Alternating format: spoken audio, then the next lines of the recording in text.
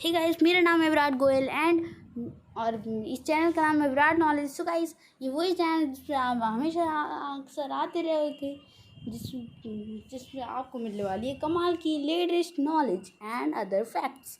सो सबसे पहले हम बात करते हैं अपने यूनिवर्स के बारे में। अवर यूनिवर्स, हमारा यूनिवर्स देखने में कितना सुंदर है, आप देख ही सकते हो। और हमारा यूनिवर्स रातों में भी दिखता है और हम जब अपनी धरती से बाहर जाते हैं तब भी दिखता है। हमारा स्पेस बिल्कुल अनंत है। इस स्पेस की बराबरी शायद कभी कोई भी नहीं कर सकता है, क्योंकि आज तक हमें यही पता नहीं चल पाया है कि आखिर हमारा स्पेस कितना बड़ा है और क्या ये ख़त्म होता है या फिर इसका भी कोई एंड पॉइंट है। तो इसलिए जो हमारा है ये स्पेस, इसी में एक छोटी सी जगह है सोलर सिस्टम। सोलर सिस्टम को तो आप जानते ही हैं, इसके बारे में हमने बहुत कुछ जान भी लिया है। भले हमने यूनिवर्स के बारे में अभी सिर्फ 0.00000000001% ही जाना है, पर सोलर सिस्टम के बारे में हमने बहुत जान लिया है। सोलर सिस्टम एक ऐसा समूह, एक सौर मंडल, जिसके अंदर हमारा सूरज, हमारा स्टार जो होता है सन, उसके साथ में सारे के सारे प्लैनेट्स जो हैं खुशी से रहते हैं एंड वो जो पूरी तरीके से एक साथ रिवॉल्व करते हैं। इसी वजह से जो हमारा ये जो समूह है, सौर मंडल है, इसे हम सोलर सिस्टम कहते हैं, जिसके सबसे बड़ा लीडर होता है सन। और अब आती है हमारी पृथ्वी, हमारी अर्थ, जो कि एक प्लैनेट है, जो कि सोलर सिस्टम का ये हिस्सा है। ये भी सन के आसपास घूमता है।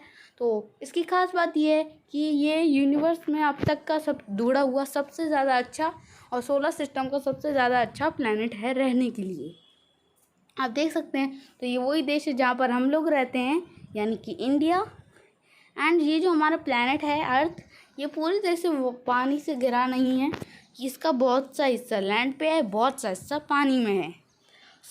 इसका एटमॉस्फेयर भी बहुत अच्छा है, ग्रेविटी भी बहुत अच्छी है, यानी गुरुत्वाकर्षण पुल, और साथ में इसकी सारी चीज़ें बहुत अच्छी है रहने के लिए। एंड अब आता है कि अगला सवाल कि इसकी नेचुरल सैटेलाइट क्या है। आपको सैटेलाइट तो पता होगा, पर नेचुरल सैटेलाइट, तो इसका आंसर है वो चीज़ जो आपके सामने है, यानी कि अवर मून। हमारा जो मून है वही है नेचुरल सैटेलाइट हमारी धरती की। इस moon that called our natural satellite, ये हमारी धरती से 3,84,400 किलोमीटर दूर है। और ये हमारे चांद जो है, ये हमारी धरती का चारों ओर चक्कर लगाता है, जैसे हम सूरज का लगाते हैं हमारी पृथ्वी और बाकी ग्रह। वैसे ही हमारा एक लौता चांद लगाता है हमारी धरती का चक्कर, एक बड़ा सा चट्टान के रूप में।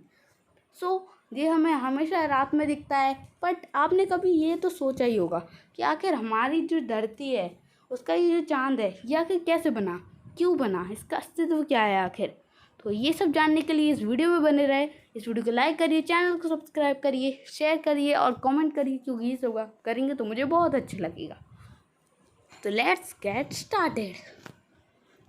अब आते हैं अपनी अगली चीज़ पर कि हमारी जो पृथ्वी है, ये जो है, इसके आखिर ऐसा क्या हुआ, आखिर चांद क्यों आया।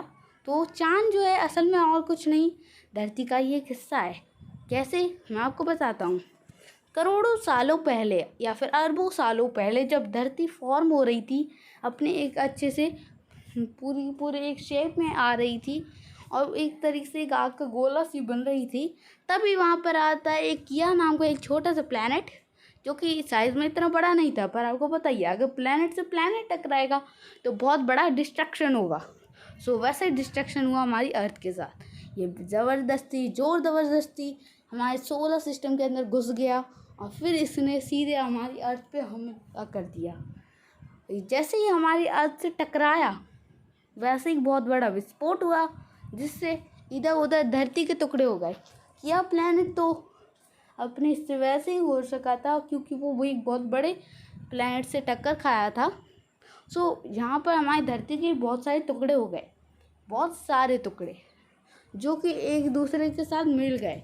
कैसे मिले, क्योंकि आपको पता ही है, ग्रेविटेशनल पुल, गुरुत्वाकर्षण पुल, ये जो पावर होती है, ये जो होती है, इसकी वजह से जो है एक छोटे से पत्थर में भी है, जिसकी वजह से वो आसपास के अपने छोटी छोटी पत्थर और चट्टानों को वो अपने पास चिपका रहा था, एक दूसरे से मिल रहे थे, वो जुड़ रहे थे। ऐसा करके सारे के सारे जो थे हमारे, सारे के सारे पूरे के पूरे चट्टान सब एक साथ जुट हो गए। और फिर एकजुट होने के बाद वो लोग एक शेप को आधार करने लगे, शेप को बनाने लगे। और वो जो शेप था वो भी गोल शेप हो गया, क्योंकि गुरुत्वाकर्षण पुल की वजह से उन्हें ऐसा ही शेप मिल रहा था। तो फिर धीरे धीरे वो पूरी तरह से अपने शेप में आ गए, जिसकी वजह से उसके कुछ समय में वो सफ़ेद थोड़े बहुत हो गए। और फिर वो सन की लाइट को रिफ्लेक्ट करने लगा। फिर वो और कोई नहीं, हमारा चाँद बन गया। यस, हमारा चाँद ही था वो चट्टान का बड़ा सा टुकड़ा। यानी कि इससे साफ होता है कि हमारी धरती का ये एक हिस्सा है चाँद। और क्योंकि हमारी धरती का भी एक बहुत अच्छा ग्रेविटेशनल पुल है, तो उसने चाँद को अपनी तरफ खींच लिया और अब वो हमारे चक्कर लगाता है।